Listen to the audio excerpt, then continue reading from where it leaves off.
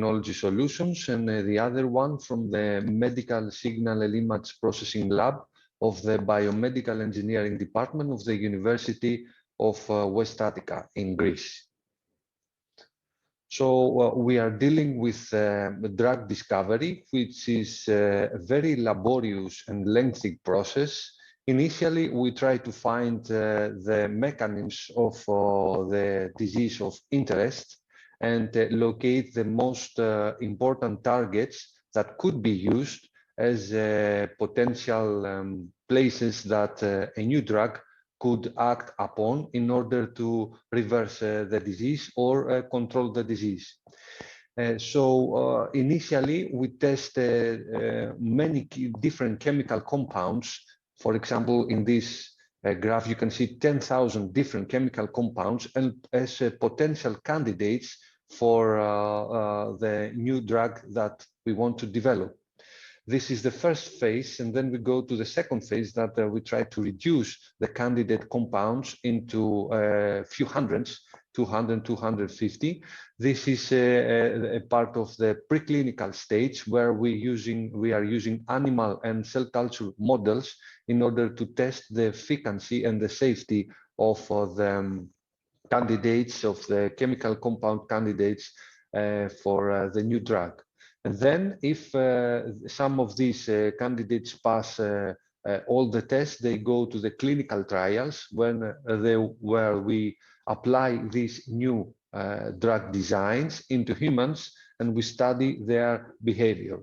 And after a lot of time and a costly procedure, we go to the authorities to ask for a review and approval of the chemical compound as a new drug in order to promote it to the market. So this whole process takes about 15 years and costs about 1 to 1.5 billion euros. So it's a very laborious process. Nowadays, with the COVID pandemic, we have seen a lot of reducing of this time because many research groups and government authorities have funded with big amounts the research in the COVID situation. So we can see even after only 1 year, new drugs and new vaccines on the market with emergency approval. But the general way to do it is not so fast. It takes a lot of time. So usually these studies of preclinical evaluation are performed by thousands of small and medium research groups and companies around the world. The standard method to do the preclinical evaluation is the biodistribution analysis, where we use the animal, we administer the candidate drug to the animal, and then at several time intervals, we have to cause euthanasia of the animal, dissect the animal, and then measure the concentration of the drug in several different places of the animal's body. So this is a bit invasive procedure, which can be improved very much if we have available at our disposal tomographic systems that can non-invasively measure the activity of the drug inside the human body. But tomographic systems are not very easy to be used by small groups because they have extremely high costs, around 500,000 euros, and also they have extremely big complexity in terms of servicing and operating. So the alternative is to use planar imaging, either using radioisotope labeling or fluorescence labeling, which can be used for fast screening. Here you can see one example of such image that we have labeled the drug, and the drug circulates inside the body of the animal, and we can use fluorescent cameras or nuclear medicine, nuclear cameras to visualize at each time interval where the drug is located inside the animal's body.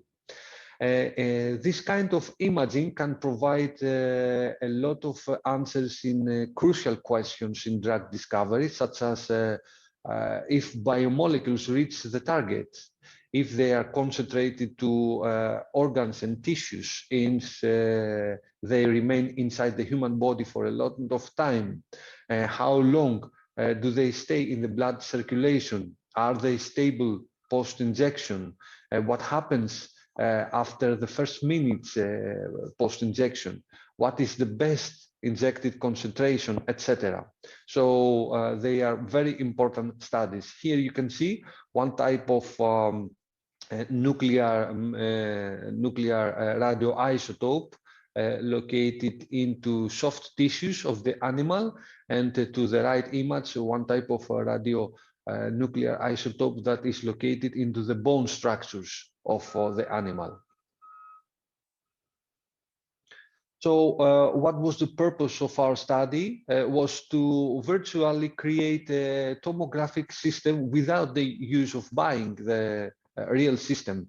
And we try to do that by using deep learning and GAN networks, generative adversarial networks, in order to create synthetic X-rays images based on the standard photographic image of the animal, a small animal.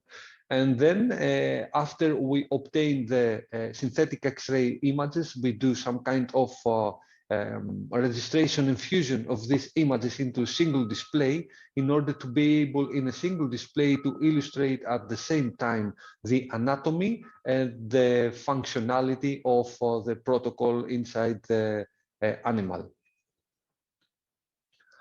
So we are using an off-the-shelf approach, which has to do with the translation of a photographic mouse image into its respective X-ray scan. The method is well known. It has been published in 2017 by Isola and his co-workers, and it's called image-to-image translation with conditional adversarial networks. The activity of the conditional adversarial network is to predict, based on one input image, a new synthetic image on another domain. In our case, we have photographic image that is translated into a synthetic X-ray image. And to do so, it needs two networks. One is called generative network, and the other one is called discriminator network. The generative network tries to produce the synthetic images, whereas the discriminator network tries to identify whether one image is real or fake. So in the beginning, the generative network cannot create real-like synthetic fake images. So the discriminator is very easy to identify that these images are not realistic. But the generative network is allowed to see the exit of the discriminator. So it takes information and it improves itself in such a way that it will make it hard for the discriminator to find the imposter images and to separate them from the real examples. And this interaction is favorable for the training of the network, since at one point the network creates synthetic images that are very difficult to be distinguished from realistic images. So for the generation of our data, we use a custom-made device from the BioNTech company. It's called Gamma-I scintigraphy system. Here you can see the internal designs of the scintigraphy system. On the upper part, we can see a standard CCD photographic optical photography detector. And here is the a full extra system that we have the X-ray module. We have the single photon emission computed tomography module, and we have the PET module at the PET module at the right. And in between them, we have the bed that we insert the mouse.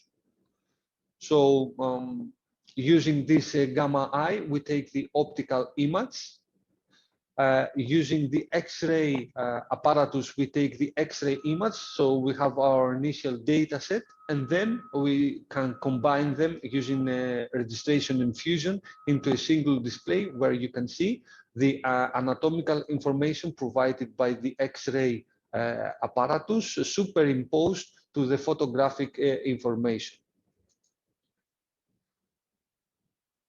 So we have used as less animals as possible, 62 white and 14 black Swiss albino mice. We generated 5 per images for each animal by placing it in 5 different poses upon the hosting bed. In total, we have 380 inputs, images of 512 times 1024 pixels.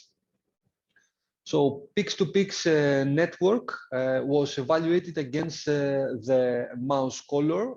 We had black and white mice, different background due to different material and color of the animal hosting bed, as I will show you later, and presence or absence of acrylic cover. These are standard settings for examining the animals.